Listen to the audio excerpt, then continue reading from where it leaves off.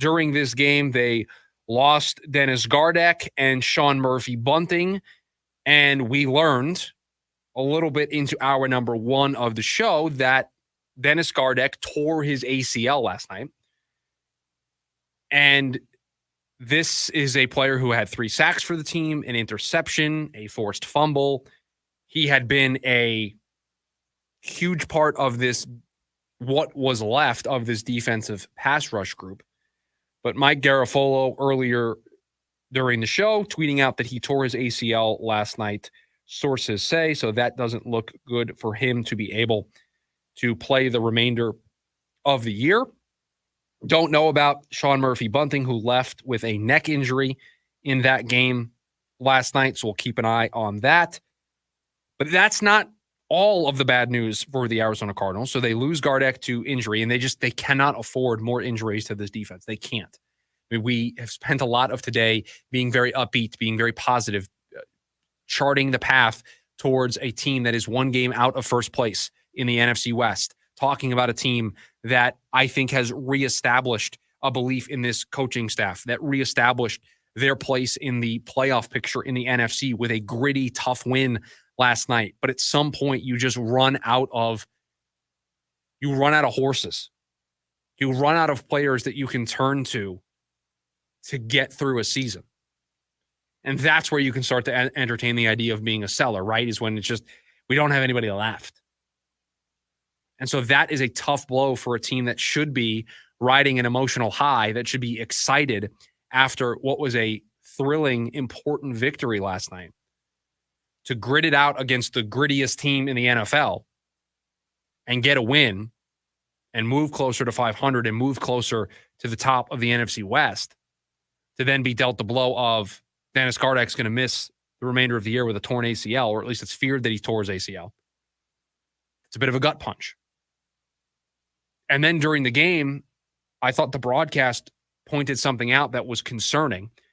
Now, wins can wash a lot of this stuff away.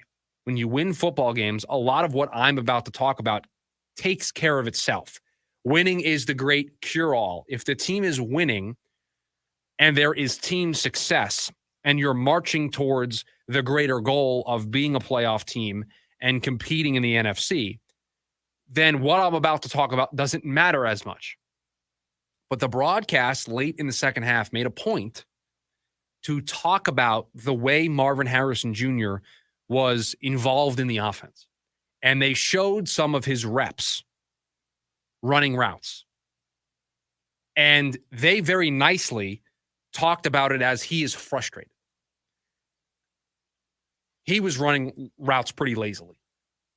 Now, you can say it was because he's frustrated that he's not involved, that he's frustrated that he's not getting the ball. That's fine. But he was lazily running routes.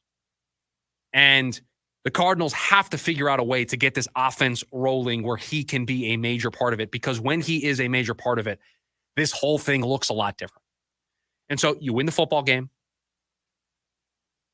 You have a nice, gritty win on Monday night. You move one game closer to the top of the division. You keep yourself relevant for at least a couple more weeks in the playoff race. All positive, all positive, all positive, all positive. And we have been beating the positive drum here on the show of what this win could do from a mindset moving forward. Yet they still have to solve this puzzle. This offensive puzzle is still one that Drew Petzing has yet to be able to complete. There are some missing pieces, or pieces not in the right spot. There needs to be a better way for this offense to function. Because statistically, it wasn't pretty last night. The running game, extremely pretty.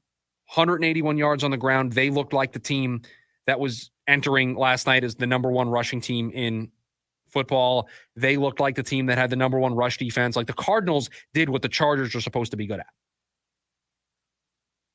181 yards on the ground. They had Connor go over 100. They limited the Chargers to 59 yards on the ground. That's great. Kyler Murray, 14 of 26, 145 yards, 5.6 yards per completion, the one touchdown, the one interception, a QBR of 78.5. Then we look at the receiving numbers. Trey McBride led the way, 5 catches for 51 yards on 7 targets. Second in targets was Marvin Harrison Jr., 3 catches for 21 yards, 6 targets. And then James Conner, 2 catches out of the backfield, 51 yards. One of those was a huge play late in the game for the Cardinals to set up that game-winning field goal by Chad Ryland. And then it was a bunch of 1 catch for Michael Wilson, 1 catch for Greg Dortch, 1 catch for Elijah Higgins, 1 catch for Tip Ryman. So 14 catches across the board on 26 attempts. They have to find a better way to get everybody involved. They have to find a way to get Marvin Harrison Jr. going early and often, get Trey McBride involved early and often. It was what we talked about last week, that this offense has the pieces to be successful. They have the talent. They have one of the top tight ends in the game right now. Trey McBride is the perfect safety blanket. And I don't mean that in a negative way. He is the perfect middle of the field target that is a problem for opposing defensive coordinators. They have a running back in the backfield that can not only go for 100 on the ground, but can catch the ball out of the backfield and can make a difference in the passing game. They have a top 5 overall pick who is somebody that can be a game wrecker, that can be a game changer. So this is a group that has the talent to be successful, to put up more than 17 points. This is a team that has more offensive talent than what their box scores have indicated, just from a points perspective. 17 this week against the Chargers, 13 last week against the Packers, 24 against the 49ers in a win. Okay. 14 in a loss to the Commanders, 13 in a loss to the Lions. 41, that was the big explosion against the Rams. And then they scored 28 against the Bills. They just lost that game. In only 1 game this season have they gone over 30. In 3 of their 7 games, they've gone over 20. This offense needs to do more. And so we can talk all about the grittiness of the win. We can talk about the culture winning mentality that I think that win instills in this team, that they found a way to win a game they probably shouldn't have won. They found a way to win a game that they were not the favorite in. They found a way to win a game in which the metrics, the stats, the personnel were lopsided against them. That is a gritty, tough, culture-defining win. But that's not the way they're going to be able to win consistently in the NFL. They win consistently week in and week out by being the team that drops 28 against the Bills, that drops 41 on the Rams, that can score with the 49ers and win a close game late in the fourth quarter.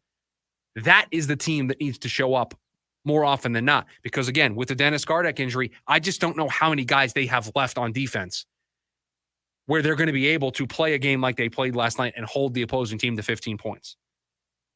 I just don't know how often they're going to do that. It's going to look more like the Commanders dropping 42, the Packers dropping 34, the Bills dropping 34. It's going to look more like that. And so if they want to be in those games, they need the offense to gel. They need the buy-in across the board, and they have the talent to do so. It's much easier to correct things and to change things and get everybody on the right page after a win than it is after a loss.